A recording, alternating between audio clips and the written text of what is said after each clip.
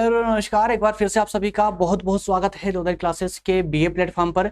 BA first, second और third माफ कीजिएगा, बीए, बीएससी और बीकॉम वाले फर्स्ट ईयर्स के सभी स्टूडेंट्स के लिए English language and Indian culture वाले सीरीज में आप सभी का मैं फिर से एक बार स्वागत करता हूं। दोस्तों, अभी तक इस सीरीज में हमारे noun, pronoun, verb, adverb, adjective, लगभग इन सभी वर्डों पर पूरे विस्तार से डिटेल के साथ में डिस्कस हो चुका है, विद एग्जाम्पल डिस्कस हो चुका है। और आज के सेशन में हम चर्चा करने जा रहे हैं प्रपोजिशंस की। दोस्तों, हम आज के सेशन के माध्यम से समझने का प्रयास करेंगे कि एक्चुअल में ये प्रोपोजिशन होते क्या है ना, ये प्रोपोजिशंस होते क्या है। तो आइए शुरू करते हैं जरा प्रोपोजिशन की कहानी को और पूरे विस्तार से समझेंगे। जिनको कुछ भी याद नहीं, अभी तक पढ़ा भी नहीं होगा प्रोपोजिशन के बारे में, उनको भी क्लास पूरे डिटेल में समझ आने वाली है और बिल्कुल ऐसी समझ आएगी कि आज से ना आप प्रोपोजिशन कभी नहीं भूलेंगे। बस इतना मैं बोल सकता हूं। और आप जो है आगे से कितना भी बड़ा सेंटेंस होगा, किसी एक सेंटेंस में कितने शब्द जो कि प्रोपोजिशन से है प्रयोग किया गया है सेंटेंस में, उनको फर्स्ट सेंटेंस को देखते ही पहचान जाएंगे कि कौन सा वर्ड यहां पर प्रोपोजिशन है। चलिए स्टार्ट करें। उससे पहले जो हमारे नए स्टूडेंट है उनको बता दूं, दोस्तों सिर्फ फाउंडेशन कोर्स नहीं बल्कि बीए के ऑलमोस्ट सभी विषय हमारे द्वारा इसी प्लेटफॉर्म पर, यूट्यूब प्लेटफॉर्म पर आप लोगों को प्रोवाइड किए जा रहे हैं फ्री ऑफ कॉस्ट, बिल्कुल फ्री ऑफ कॉस्ट। जाइए प्लेलिस्ट में और आपका जो भी अपना सब्जेक्ट हो उसे पूरे विस्तार से डिटेल में और चैप्टर वाइज चैप्टर पढ़िए, वो भी नोट्स के साथ में, ताकि आप एग्जाम के टाइम पे आसानी से रिवीजन लगा पाए। और सबसे अच्छी बात यह है कि ना आपको किसी लेक्चर का पेमेंट करना है और ना ही किसी नोट्स का पेमेंट करना है। बिल्कुल निःशुल्क है, टोटल निःशुल्क है, ठीक है ना। चलिए अब शुरुआत करते हैं अपने सेशन की। तो जो स्टूडेंट मुझे निरंतर रूप से कंटिन्यू फॉलो कर रहे हैं उनको मैं बताते भी आया हूं, उसको पता भी है कि अभी हमारा ये लास्ट सीरीज का लास्ट वाला सेशन चल रहा है, लास्ट चल रहे हैं। इसके जस्ट बाद में सिर्फ 2 सेशन मात्र और बचे हुए हैं।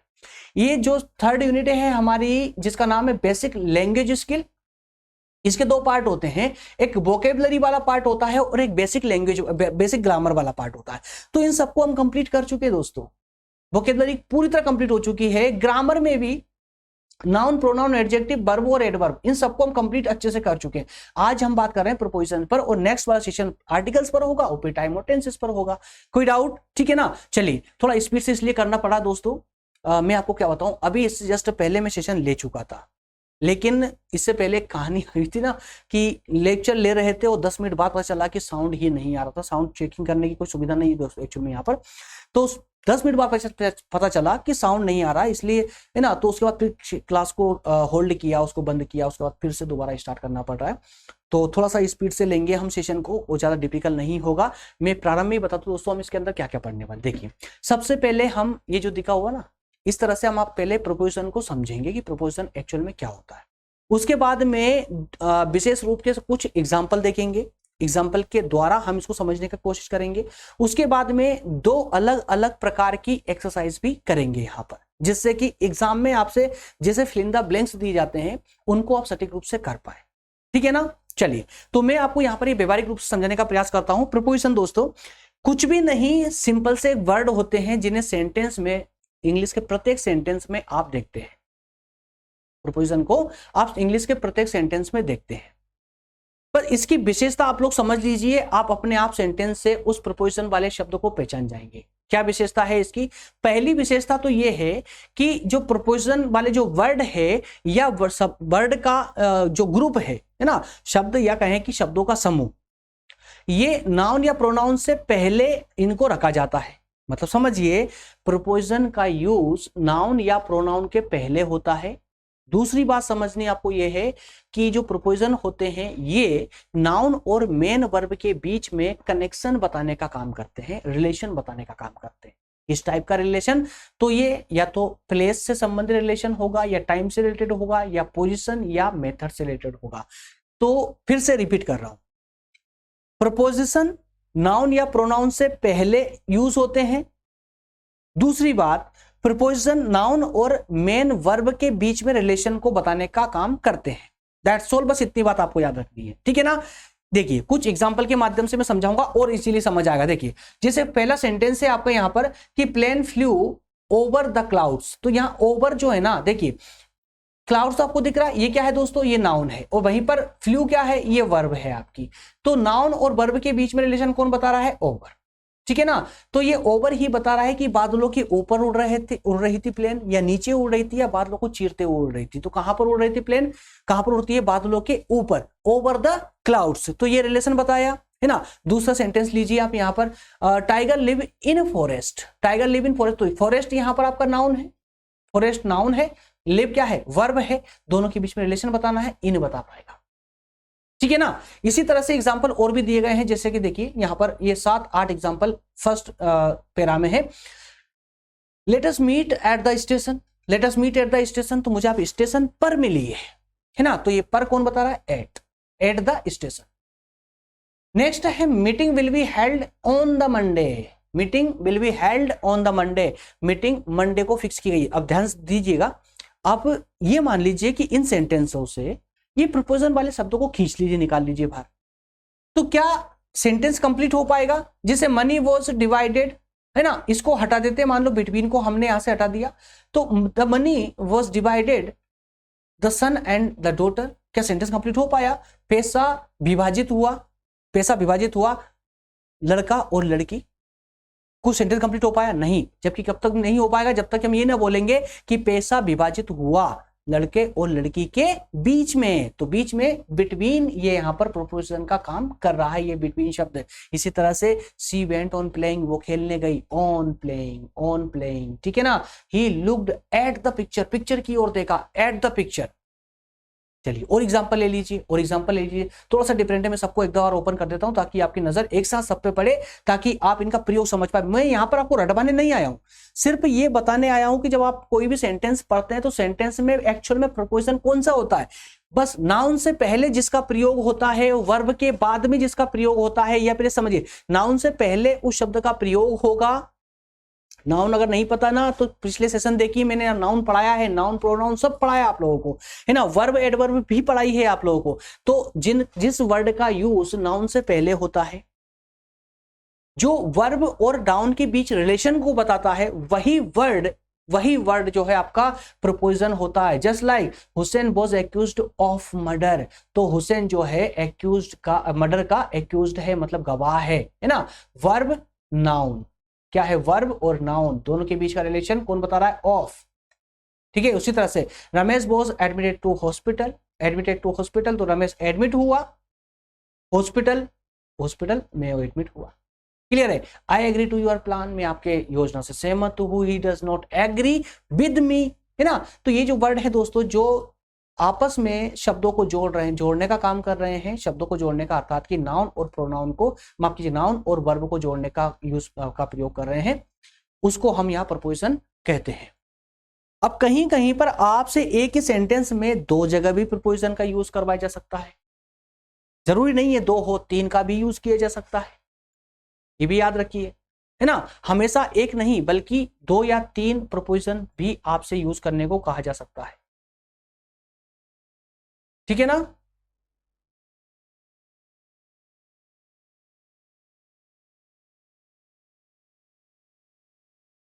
ओके,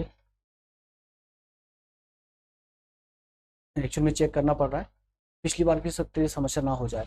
चलिए, तो दोस्तों आपने सेंटेंस के माध्यम से इस सभी सेंटेंस के माध्यम से ये देखा कि प्रपोजिशन का यूज हम कब और कहां करते हैं, है ना। नाउन के पहले यूज करते हैं और वर्ब और नाउन के रिलेशन को बताने के लिए यूज करते हैं।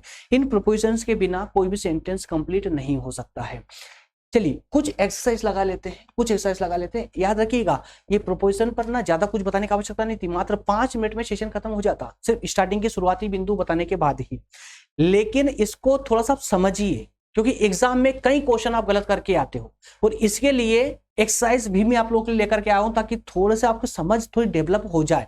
और इस समझ के साथ में जब आप बुक पढ़ेंगे ना, तो बुक में आपको कोई भी डिफिकल्टीज नहीं रहेगी। बस आप तरीका समझते चलिए, रटवाने नहीं आया हूं कुछ भी, बल्कि आपको तरीका बताने आया हूं, किस तरीके से आपका ये प्रयोग होता है, किस तरीके से आपको इनका इस्तेमाल करना है, ठीक है ना।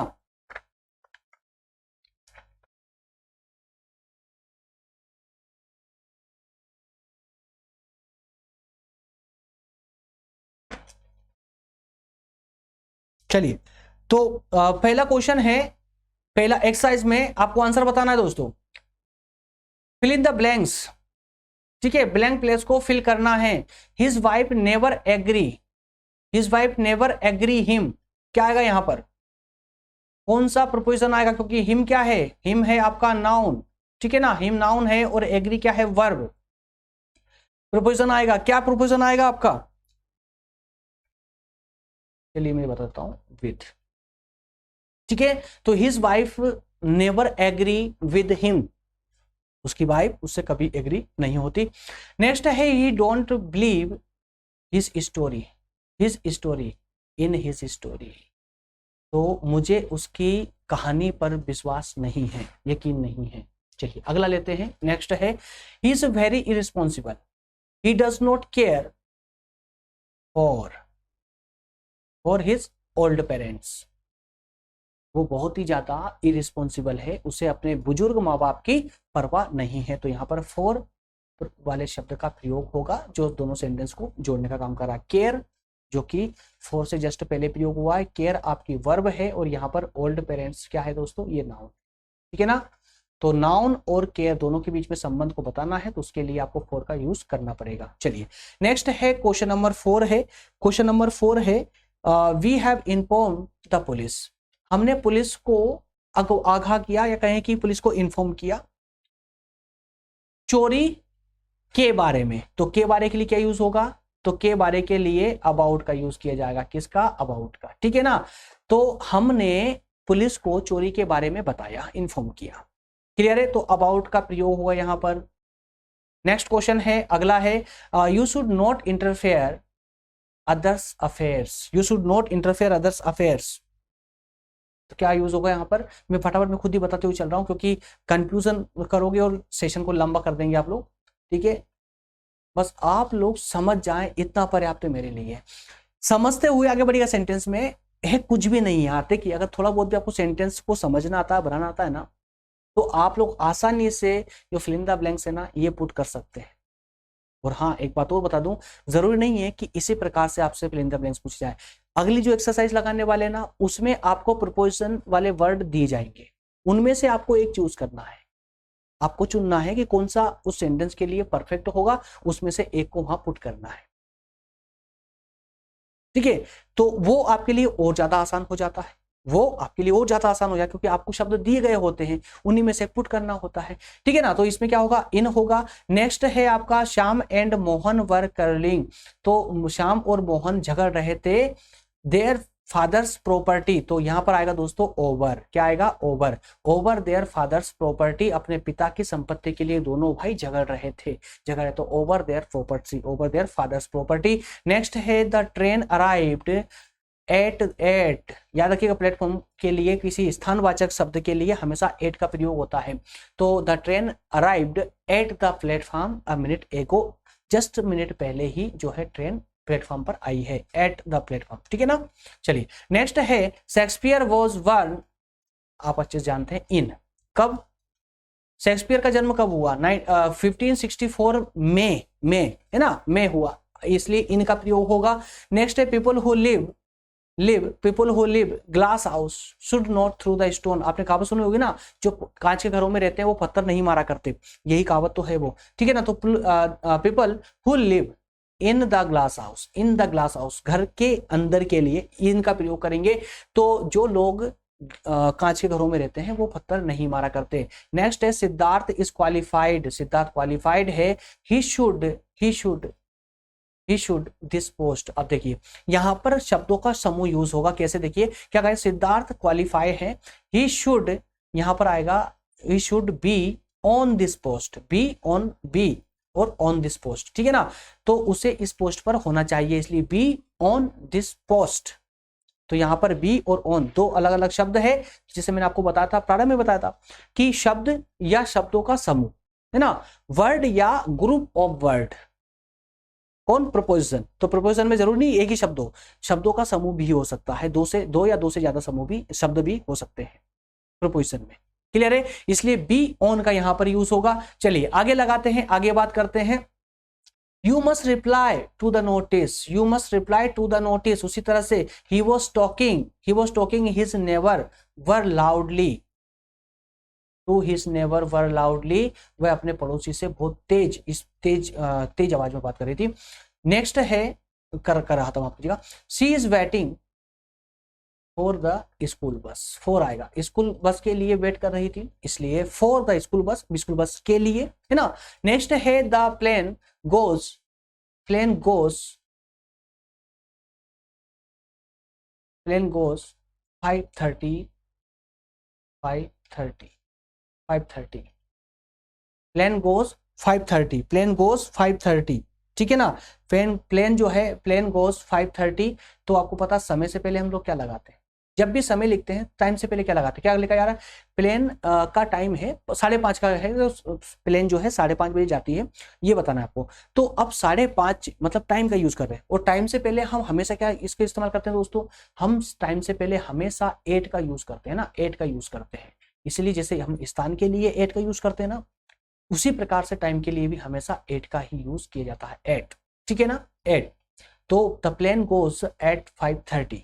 इसी तरह से अगला है the old man thanks me for my health, क्या आएगा यहाँ पर, इसका आएगा फॉर माई हेल्थ, ब्लैंक में for my health, for my health. तो ओल्ड मैन ने मेरी मदद के लिए मुझे शुक्रिया कहा, ठीक है। एक इस प्रकार की एक्सरसाइज भी आप लोगों से पूछी जाती है एग्जाम में, कभी कभी कहा जाता है कि इंसर्ट प्रपोजिशन इफ नेसेसरी, कहा जा रहा है कि अगर जरूरत हो तो आप प्रपोजिशन को पुट कीजिए, अन्यथा करने की जरूरत नहीं है। और आपको जो है बंडल दे दिया गया है, ये बंडल दे दिया गया है, इनमें से ही कोई एक प्रपोजिशन आपको यूज करना है। एक स्थान दिया गया, एक दो दिए गए, दो जगह तीन या तीन जगह, इस प्रकार। जैसे देखिए फर्स्ट सेंटेंस क्या दिया गया है, Tanuja asked her father money, दो ब्लैंक प्लेस दिख रहे हैं आप लोगों को। तो यहां क्वेश्चन में कहा गया कि प्रपोजिशन को नेसेसरी, है ना, जहां आवश्यकता हो वहीं पर पुट करनी, जहां आवश्यकता नहीं है वहां पर पुट करने की आवश्यकता नहीं है। तो पहले सेंटेंस में तो मैं ये देख पा रहा हूं कि यहां पर रखने की आवश्यकता नहीं, क्यों, तनुजा आस्क्ड हर फादर, ये सेंटेंस पूरा कंप्लीट है यहां तक का। यहां हम यूज करेंगे फॉर का, फॉर मनी, तो तनुजा अपने पिता से पैसे मांगती है, या मांगे, तो तनुजा ने अपने पिता से कुछ पैसे मांगे, कुछ पैसे मांगे। तो यहाँ पर सिर्फ फोर का इस्तेमाल किया जाएगा, फोर का यूज होगा, है ना। तो यहाँ पर एक ही ब्लैंक प्लेस को फिल किया जाएगा। नेक्स्ट है दे paid me for the piano, for the piano, ठीक है। यहाँ पर भी कुछ भी नहीं रखा जाएगा, the paid me, sentence complete है ना, कंप्लीट, आवश्यकता ही नहीं है। आगे आने वाले आएंगे आगे, डोंट वरी। देखिए ये यहाँ पर है, I thought he would offer Neha the job, Neha the job, है ना।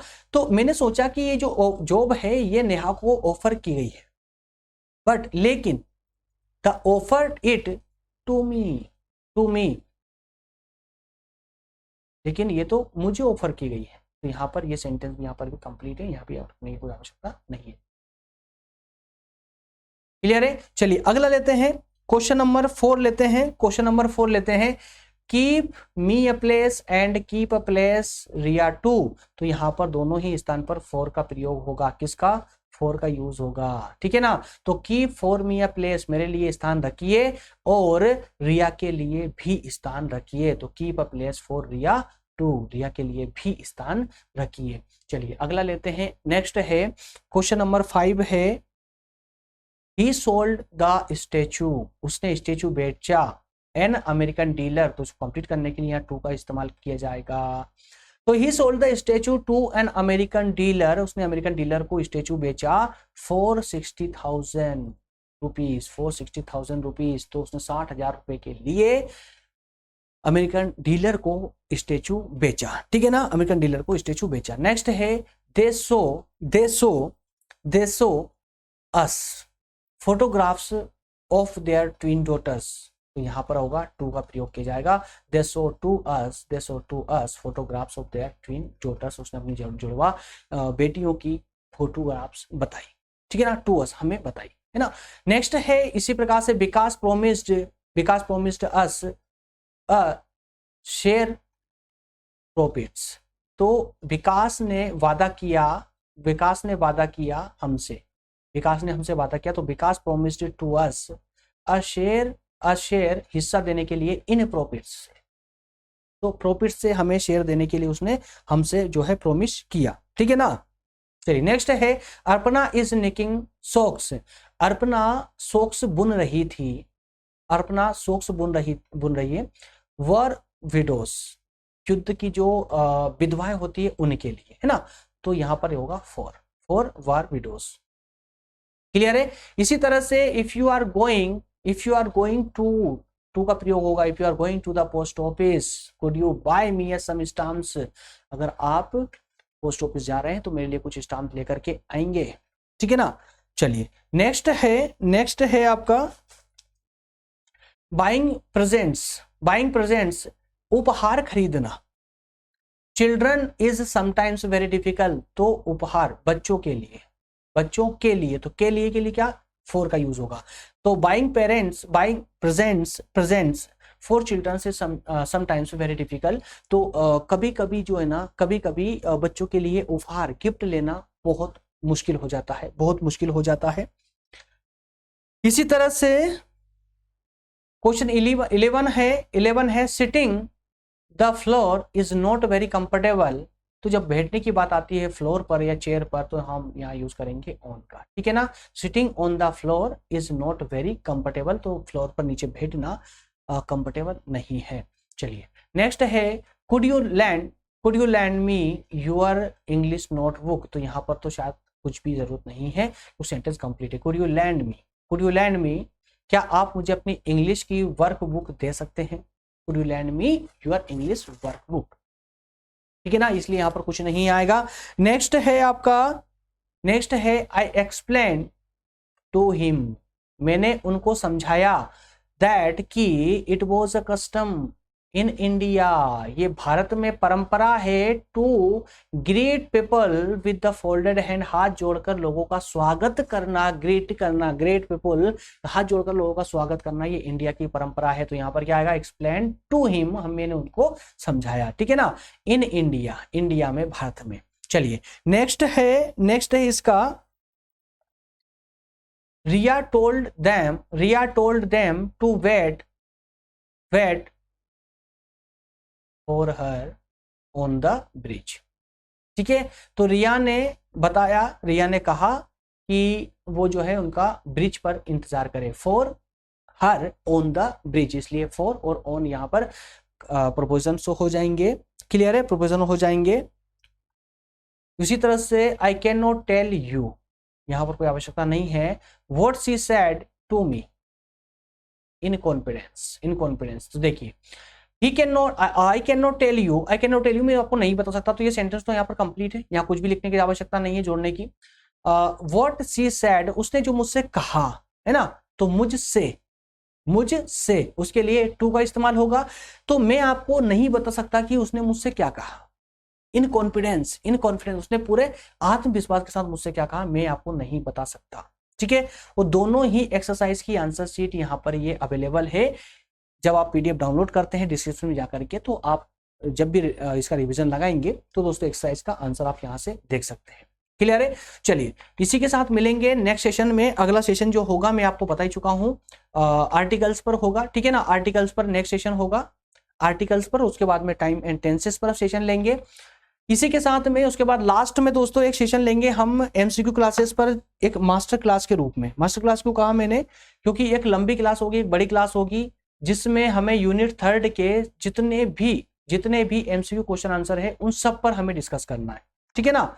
सभी एमसीक्यू क्वेश्चन आंसरों पर डिस्कस करना है यूनिट 3 के एक साथ और एक ही लेक्चर में। हो सकता है कि वो 1-1.5-2 घंटे की क्लासेस जाए, हो सकती है वो।